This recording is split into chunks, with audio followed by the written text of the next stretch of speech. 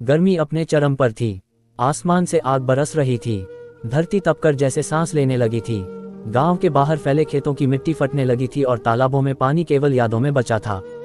ऐसे कठिन समय में प्रकृति के हर जीव को एक ही चिंता सताए जा रही थी, पानी। उसी गांव के पास एक पुराना आम का बाग था। उसी बाग में एक युवा कौवा रहता था। उसका नाम था कालू। कालू अन्य कौवों से थोड़ा अलग था। वह केवल उड़ना ही नहीं जानता था, बल्कि सोचना भी जानता था। वह हर परिस्थिति को ध्यान से देखता, समझता और फिर निर्णय लेता।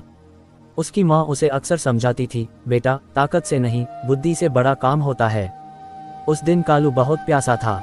सुबह से उसने एक बूंद पानी नहीं पिया था। उसकी चोंच सूखने लगी थी और पंखों में भी थकान उतर आई थी। उसने आसमान की ओर देखा, सूरज मानो और तेज चमक रहा था। उसने तय किया कि चाहे जितनी मेहनत लगे, वह पानी ढूंढकर ही रहेगा। कालू उड़ पड़ा। उसने सूखे तालाब देखे, खाली नालियां देखी और इंसानों के घरों के पास रखे घरों में झांका। कहीं पानी नहीं था और जहां था वहां तक पहुंचना उसके लिए असंभव था। कुछ जगहों पर प्लास्टिक की बोतलें थीं, जिनमें पानी बहुत नीचे था। उड़ते उड़ते कालू थक गया। वह एक दीवार पर बैठ गया। उसके मन में डर आने लगा, अगर आज पानी नहीं मिला तो क्या होगा। उसी समय उसे अपने पिता की बात याद आई, जब रास्ता न दिखे तब रुककर सोचो। कालू ने खुद को संभाला और फिर से उड़ान भरी।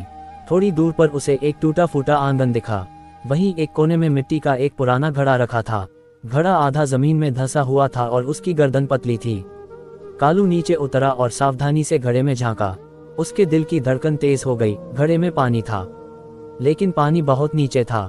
कालू ने अपनी चोंच डालने की कोशिश की, गर्दन झुकाई, एक पंख से संतुलन बनाया, लेकिन पानी तक पहुंच नहीं पाया।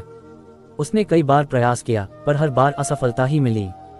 पास के पेड़ पर बैठे कुछ कबूतर और मैना ये सब देख रहे थे। एक मैना बोली, इतनी मेहनत बेकार है, छोड़ दे, कहीं और देख। एक कबूतर ने कहा, इतनी गर्मी में दिमाग कौन लगाए, चलो छाया में बैठते हैं। कालू को उनकी बातें चुभी, लेकिन उसने ध्यान नहीं दिया। वह घड़े के पास बैठ गया और सोचने लगा। उसने घड़े को ध्यान से देखा, फिर जमीन पर बिखरे कंकड़ों को। उसे याद आया कि उसके बाग में बारिश के समय पानी कैसे गड्ढों में भर जाता है। अचानक उसके मन में एक नई सोच पैदा हुई। उसने एक छोटा पत्थर उठाया और घड़े में डाल दिया। छप, पानी थोड़ा ऊपर आया। कालू की आंखों में उम्मीद की चमक लौट आई। उसने दूसरा, तीसरा, चौथा पत्थर डाला। हर पत्थर के साथ पानी ऊपर उठता गया। वह बिना रुके पत्थर डालता रहा। धूप तेज थी, पसीना जैसे उसके शरीर से टपक रहा था। पंख थक चुके थे, लेकिन उसका मन मजबूत था। धीरे धीरे आसपास के पक्षी भी पास आ गए।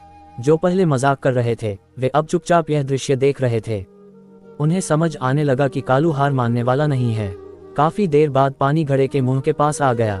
कालू ने अपनी चोंच आगे बढ़ाई और ठंडा पानी पिया। उसकी प्यास बुझ गई। शरीर में नई ऊर्जा दौड़ने लगी। कालू ने ऊपर आसमान की ओर देखा और मन ही मन धन्यवाद किया, अपने माता पिता को, अपनी बुद्धि को और अपने धैर्य को। अब वही पक्षी बोले, तुमने हमें सिखा दिया कि समस्या का हल हमेशा दूर नहीं होता। कभी कभी हल हमारे आसपास ही बिखरा होता है। कालू मुस्कुराया और बोला, अगर हम घबराएं नहीं और सोचें, तो हर घड़ा भर सकता है। उस दिन के बाद कालू केवल एक कौवा नहीं रहा, वह समझ और नवाचार का प्रतीक बन गया। उसकी कहानी जंगल से गांव तक फैल गई। माता पिता अपने बच्चों को ये कहानी सुनाकर समझाने लगे कि जीवन में कठिन समय आए तो डरना नहीं चाहिए।